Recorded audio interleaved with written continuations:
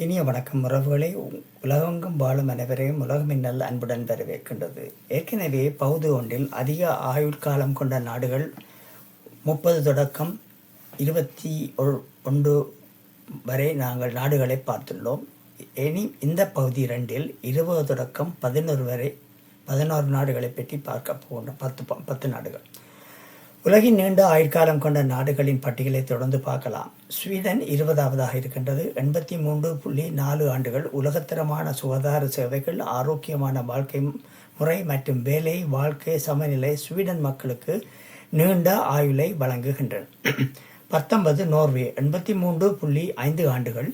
சிறந்த மருத்துவ சேவைகள், உயர்ந்த வாழ்க்கை தரம் மற்றும் வலுவான சமூக பாதுகாப்பு அமைப்பு நோர்வேயின் பலமாகும். 18ஆவதாக பிரான்ஸ் 83.5 ஆண்டுகள். ஐரோப்பாவின் சிறந்த சுகாதார அமைப்புகளில் ஒன்றையும் உயர்ந்த வாழ்க்கை தரத்தையும் பிரான்ஸ் கொண்டுள்ளது. 17ஆவதாக மால்டா 83.5 ஆண்டுகள். சுகாதார முன்னெடுப்புகள் மற்றும் ஆரோக்கியமான வாழ்க்கை சூழல் மக்களின் ஆயுளை அதிகரிக்கின்றன.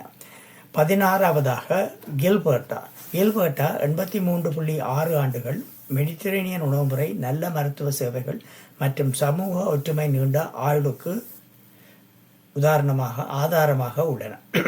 15ஆவது ரீயூனியன் 83.7 ஆண்டுகள். வெப்பமண்டல காலநிலை, புதிய உணவுகள் மற்றும் வலுவான குடும்ப உறவுகள் நீண்ட ஆயுளை ஊக்குவிக்கின்றன. 14ஆவதாக லிச்சன்ஸ்டைன் 83.8 ஆண்டுகள். உயர்ந்த வாழ்க்கை தரம் மற்றும் தரமான மருத்துவ சேவைகள் மக்களின் நலனை மேம்படுத்துகின்றன. 13ஆவதாக ஸ்பெயின் 83.8 ஆண்டுகள். மெடிட்டரேனியன் உணவுமுறை மற்றும் வலுவான குடும்ப பிணைப்புகள் நீண்ட ஆயுளின் முக்கிய காரணிகளாகும். 12ஆவதாக சிங்கப்பூர் 83.9 ஆண்டுகள். சுத்தமான சூழல், உலகத்தரமான மருத்துவ சேவைகள் மற்றும் வலுவான பொருளாதாரம் மக்களின் ஆயுளை உயர்த்துகின்றன.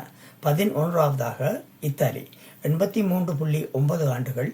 ஆரோக்கியமான உணவுமுறை மற்றும் மேம்பட்ட மருத்துவ சேவைகள் இத்தாலியை உலகின் நீண்ட ஆயுட்காலம் கொண்ட நாடுகளில் ஒன்றாக மாற்றியுள்ளன. அடுத்த பகுதியில் உலகின் முதல் 10 இடங்களை பற்றி பார்ப்போம். ஏற்கனவே நாங்கள் பகுதிகளை பார்த்துவிட்டோம். உலகில் முக்கியமானதாக கூறப்படும் நாடுகள், வாழ்க்கை நீண்ட ஆயுட்களை கொண்ட நாடுகளை பற்றி பார்த்துவிட்டோம். அடுத்து வரும் பகுதியில் 10 நாடுகளை பற்றி பார்க்கவிருக்கின்றோம். எனவே தொடர்ந்து பாருங்கள்.